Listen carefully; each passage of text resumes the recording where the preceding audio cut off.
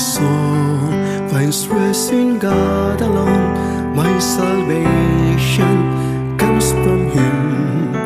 He alone is my rock, my salvation. For the children and for the families. Yeah, because that is also our the mission of our conference. Saying that to uplift the dignity of the community. Because before, like the widow in the gospel, they were women's were marginalized. So we need to be persistent in our mission. My salvation, my fortress, I shall never be afraid. I shall never be afraid. My soul finds rest in God alone. Ang pupursige. Baka ito po ang napili natin pamagat sa linggo ito, the 29th Sunday in Ordinary Time. Ang pupursige. Bago pong lahat, ako po ay walang sawang salamat sa inyo, naging bahagi at ibabahagi, nag-like at komento, that inspires the music of the Gospel Sunday Reflection. At again, kung ito ay nag-inspire sa akin, alam ko na ito din po ang dahilan kung bakit patuloy kayo naging bahagi dito sa music of the Gospel Sunday Reflection. At sa inyong lahat, maraming salamat sa inyong pagpupursige. At kapatid, bakit nga ba napili natin itong pamagat na porsigido? Alam niyo mga kapatid, nung ako ay nandun pa sa elementarya, sa high school, at sa college, palagi kong niremind na aking mga magulang na kung gusto kong parating ang mga pangarap mo sa buhay, magpupursige ka.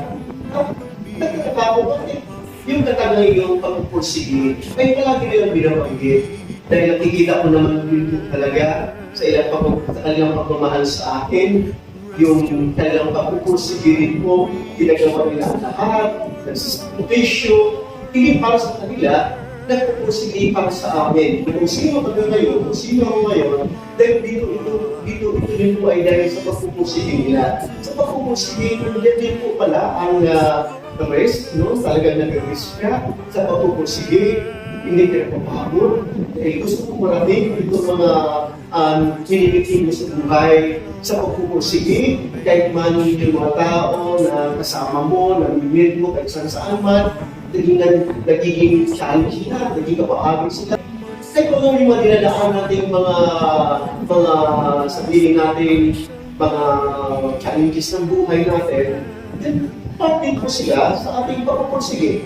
Hindi natin marating yung narating ngayon, kung hindi natin i-recognize yung lahat na mga dinadaanan natin at bago din po lahat, naging mapursige din po tayo dahil sa napakagandang awitin natin ngayon.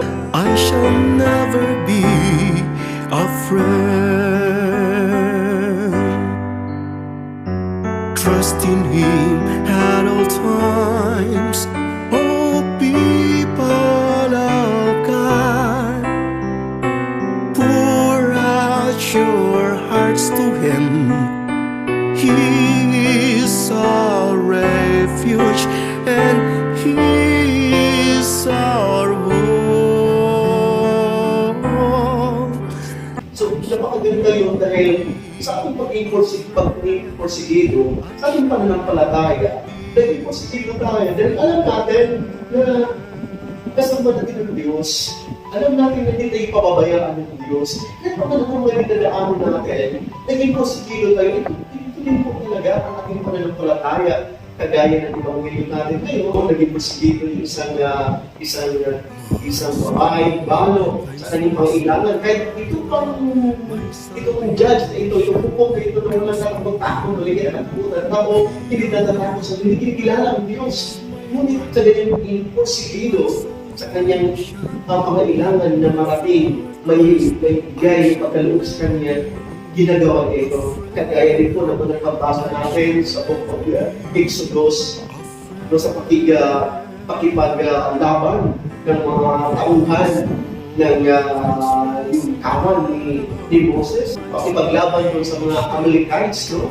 Na parang matatalo na sila dahil yun si Moses sa kanyang panalangin doon sa isang bundok. Tinataas niya yung mga kamay niya na nanalangin siya. Ngunit sa kanyang panalangin, sa pagtaas ng kanyang mga kamay, napapagod din siya. Ang kanyang mga kapatid na si Hor at si Carol ay naging porsigido rin po. Kaya mo yung Moses. Kaya mo yan, Moses. Kaya natin ito. Hindi din po mabayaan ng Diyos. At dahil doon sila nananaig ang kanilang kawan para doon sa kanilang mga kalaban. Paging porsigido. At sa porsigido po natin, makasama natin ngayon, mga kapatid, ang ating kapatid na matagal po na po silang kagaya ako ng isang widow din po, isang balos na ipangilo natin ngayon. Nagpupusigil din po ako na maging bahagi sila isa sa kanila sa ating music delegasyon sa reflection. At dito ngayon, salamat po sister sa pagbukas ng inyong pintuan. Kung naman bahagi ngayon sa music of the gospel sa reflection, wala pong iba at isa sa mga tinangaan natin sisters o Escolapia sa talagang down to earth.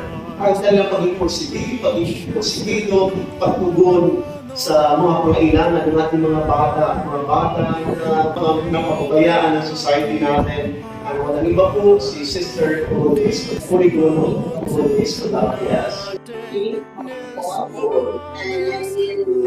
The vision of the years of courage. Then, for my gifts, I learned to explain. So, tomorrow I will be doing Ang Escolapias ay yung counterpart ng mga Escolapias din po, ng mga Fearless Fathers. At yung una na namin sa American Sister, no, ay yung sa inyo, sa school ninyo, sa Nawaan Cebu. At doon din po sister, nagkikilala yung ating mga kapatid natin mga Escolapias. At yung simplicity, yung talagang down to earth na pakipagtungo sa amin, pakipagtungo sa mga kabataan, pakipagtungo sa mga magulang ng mga kabataan natin. At dito nakikita ko sister na ipagtungo sa pero I will be persistent doing our mission service. Porsigido talaga kami. For the children and for the families. Yeah, because that is also the mission of our conference. Saying now, to uplift the unity of the community. Because before, like the winter in the gospel, they were women's were marginalized. So we need to be persistent in our mission. Kasi sa ilang porsigido, sister, ay parang nakikita natin dito, napilog dito, kung ang laman ng salita ng porsigido, naging porsigido na dahil gusto mo makamdan yung mga bagay na yun. Kahit mga mga hamon sa buhay, mga kagal sa buhay, porsigido na kahit yung mga Diyos. Oo, kaya ng mga Diyos dahil hindi ng Diyos. I really see what my daughter is fighting for this. That's the spirit Kasi nasabi ko nga sa mga Escolapias, isang paunan ng time, yung panahon yun na pinatayo niya ang kongregasyon, yung tingin ng society sa mga kababayan namin, ay yung sikat na siya. Parang hindi mo nawa ang tingin ng property naman. At sa pag-ibig natin ngayon, ayon sa Evangelio St. Luke, chapter 18, verses 1 to 8, makikita natin, yung pagsabihin sa natin ng video, tinitingnan na natin yung anong sitwasyon, yung mga kapangan, ng panahon ng Jesus. At tinitingnan din po natin ngayon kung ano ang sitwasyon ng isang video. And hindi sinasabi kung gagawin natin na may pamilya siya, may anak siya, may mga kaibigan siya na mas naniwala. Dahil ikaw ay isang second class citizen, ikaw ay isang property, so wala nang konflikt sa'yo. Ganun ka hindi ang sitwasyon ng kapapalito. Lahat mo na pagkakali sa pamilyo. Dito nakikita natin sa Ebanghelyo sa parang na ito na pinapakakali ng Diyos. Yung isang judge sa mundo na hindi natatapos sa mundo, walang hindi naniniwala sa Diyos. At walang pinagpapakutan na hindi sa tao nila. Yung makikita natin, sa kanila papunta itong babae nito, itong babae nito, ang pinupuntahan niya ay talagang napaka-tuwel. Ngunit again, makikita natin na yung imposibilyo niya. Talagang lang. Kahit ano pang yung mga malapit sa buhay, ipagkaluglan sa ako nito, yung ako nito.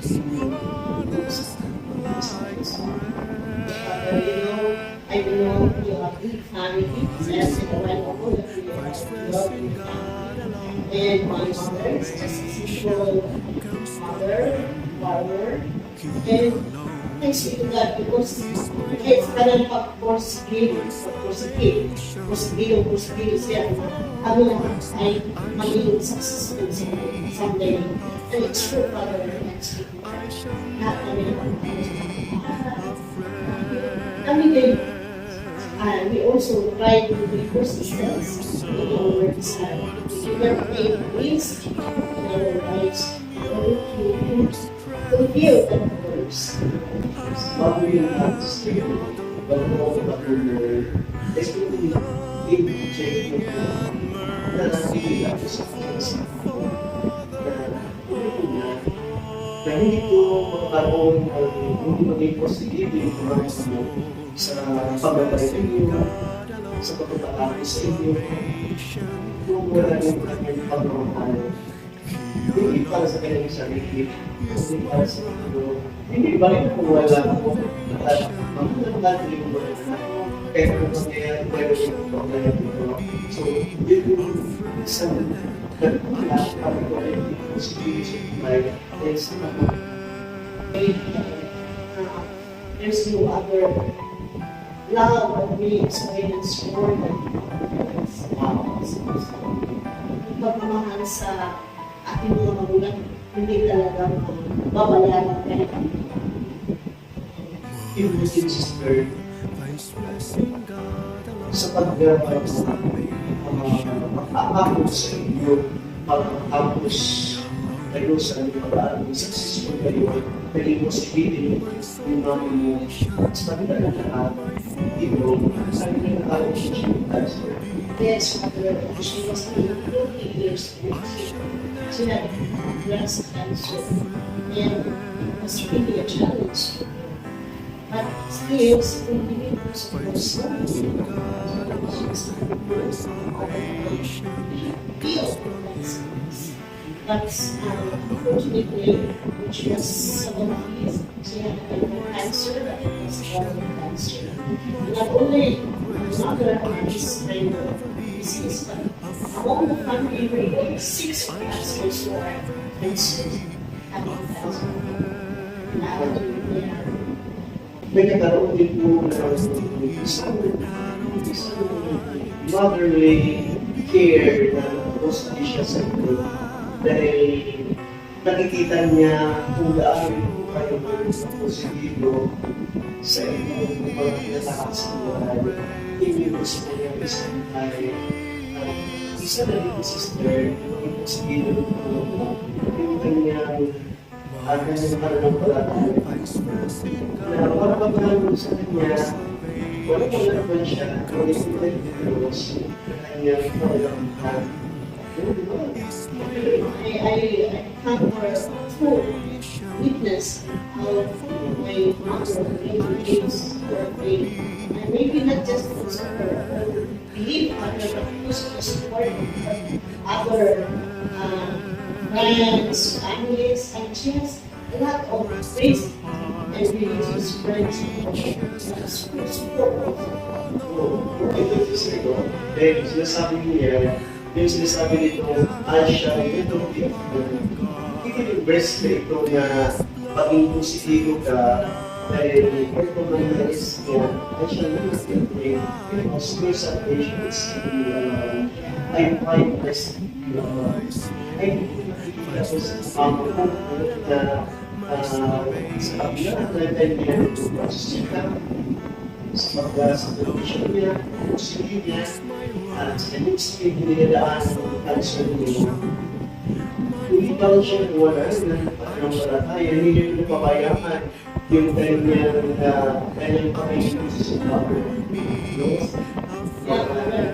I literally miss when I heard the song Never Be Afraid. My mother, she even went out of the house at 2 o'clock in order to attend witness the Robina Mass during Misa de Gallo. She's never afraid of anything else. Kahit kung madaling ataw yan. Araw mag-isa, kagana ng 3 to 4 kilometers to one artist. So she's really a strong faith. She's never afraid. I think doon si Sir, sa kanyang paglalakbay itong taluon sa simbahan, dalag-dalay na yung kanyang intention para sa pagsusunod sa kanyang mga children, siblings. At yan ang kanyang dala-dala sa pagpintay niya. At kahit pag-pagod sa pagdala ng bibigyan ng pagbulang, ngunit kahit ilang pang-membro ko yan, kahit ilang miles, lalakarin ko yan. Lalakarin ko yan. Dahil ang isang tao, sister, pag wala din kayong pagmamahal, hindi siya naging positive sa buhay. Hindi siya naging positive sa buhay. At yun nga, yung pinabanggit mo kayo kanina sa sarili support system, napakaganda ng tinitigan natin at sinasabi natin. Naging positive yung mama mo dahil nakikita ng support system din, nakikita din sa inyo kung paano nyo tinutunan ang kanyang pag-imposibido, no? At parang sa unang pabasa natin ngayon sa Pagpapit si Diyos, na nandoon si Moses na umakyat sa isang bundok, no? At kung siya na nanalangin, nakataas ng kanyang mga kamay, at ang panalangin niya ay doon sa kanyang kawan, doon sa kanyang mga sundalo niya, you know? At parang manalo sila sa stigma nito. At sa pag-uwi na paglalakan, pinapakagod siya at binababa niya yung kamay niya. At kung binababa yung kamay niya, parang mananalo itong mga kalaban. Ang hina sila, nalina dito sila. Ngayon, nandoon yung kanyang mga kapatid. Siya Aaron at sinataas niya ang kanyang mga kamay. Tapos kaya ko yan, nandito na kami. Naging porsigido kami, natutulong sa iyo. Porsigido kami natutulong sa iyo. Kaya ko yan, itaas mo kami mo. Itaas mo kami mo. Ang umadaan tayo dito. Nandiyan ang Diyos kasama natin. Hindi tayo kumabaya ang Diyos. Magtiwala lang tayo. Maging porsigido lang tayo sa ating ginagawang akbakin natin, sa ating panalangin. There is always presence in her life. She really knows how God works in her life. The rest of the Alam mo sa Spirit, sa ating isyo, sa Joseph Peresans, sa Pakalapitan, ako yung kumita dito na sa kanyang pagtulong si Joseph Peresans sa mga kailangan ng mga batang mahirap na ito, mga batang mahirap, magandang edukasyon, palabi-labi ng buhay. Alam niyo, nagpapasigilo siya dahil yung pinutulungan niya, yung makailangan ng mga batang ito, mga batang ito na bibigyan ng mayroong pangalakas at nagpapasigilo nito siya na nakutulong. Nagpapasigilo nito sila dahil nakikita ng mga batang ito na ito naman ang kanyang pangalan kung paano ng society natin. Hindi lamang sa kaalaman, kundi pag-isang mabuting tao at sa mabuting Kristyano. Maangat natin yung ang lasting sa buhay ng isang tao. Yun ang nagbigay po ng inspirasyon, revision sa Gusto kasi definitely po sinipag ng Santa Paula Montal sa mission po. Our community really supports our sisters, families, our women, and even the children. The children we can really find support. There's basically learn something from their honesty, from some sort of spiritualization. Their flat control, we need to just honesty. Honesty, just like this teaching them. They're teaching us. We got our supporters. Pagbalik-balikan natin yung video ng sister, imagine, wala na siya. Alam ko, hanap yung justice. Yan, hanap yung justice. Pag-relate natin sa mga kapatid natin, ngayon na sumusulong sa accountability ng ating mga kapatid na involved sa magiging corruption ito, na ang dulo ng corruption ito ay kung kahirapan ng ating mga kapatid at yung pagsisino ng ating mga kapatid. Hindi pa sila sasabi natin na hindi pa sila yung mga kapatid natin sinusulong ito, siguro iba sa kanila hindi man talaga dahil sa bakat. Yung kanilang concern, yung magkakaroon ng justice ng kapatid natin, hindi ko nakikita. Kailangan po na maging kabahagi sa kapisin ng mga tao ito na maging accountable at mabigay ng justice dito. At yung mga pag-isan na nakikita natin sa mga liring baga, napakatindi yung mga liring natin, talagang ano ang pag-uwi ito? At minsan wala tayong pag-asa sa Senado, sa Congreso, o sa pag-officialis natin. Hindi tayo mawala ng pag-asa dito. Mag-insist natin yung rights natin, kahit madilim pa yung hirap natin, kahit mga risk na yan, na inaharap namin challenges na yan, kailangan natin. Not for my own satisfaction, not for my own self-interest, but in because kailangan namin ito, bawal ng mga sa bawal ng mga isang business, ang sinipatanan sa future generation.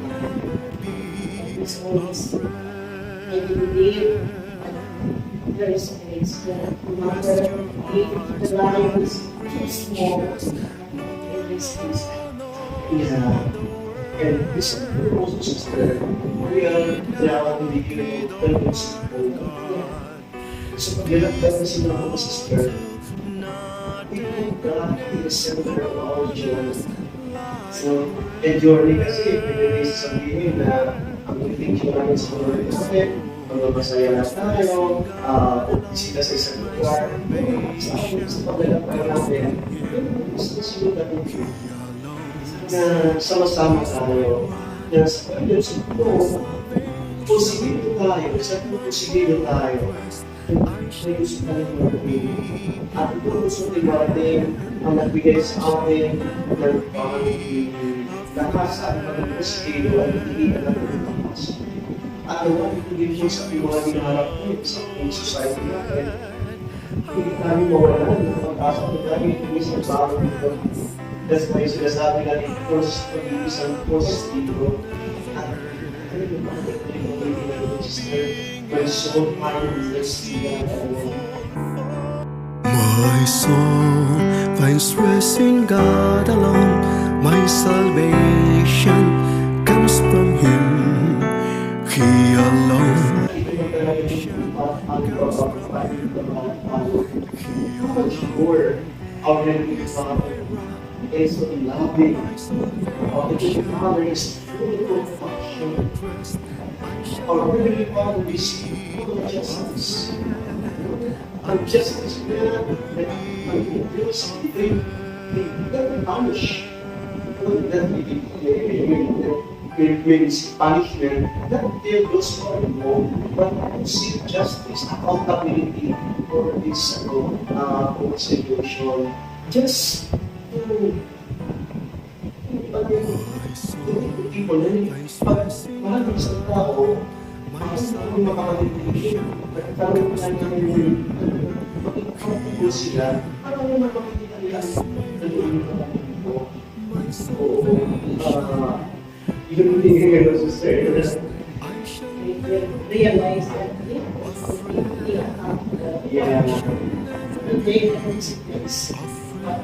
So, I really suppose that this journey is really a whole. I always have that hope that in this journey I'm not alone.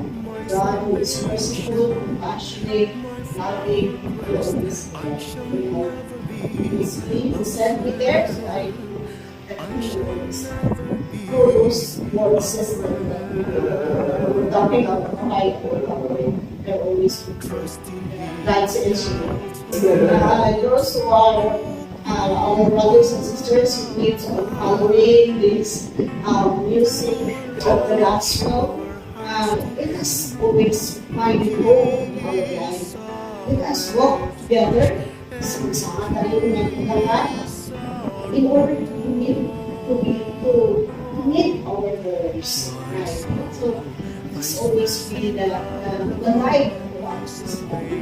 the only thing that is really challenging sa gospel natin as a music, the gospel song natin is for our own ibigay natin kung binigay ng Diyos ay kanyang pagmamahal yung pinagpunan na sa atin. And also our response to put out our word. Again, the music of the gospel is not the rejection, the Father, the Son, and the Holy Spirit. Amen. I shall never be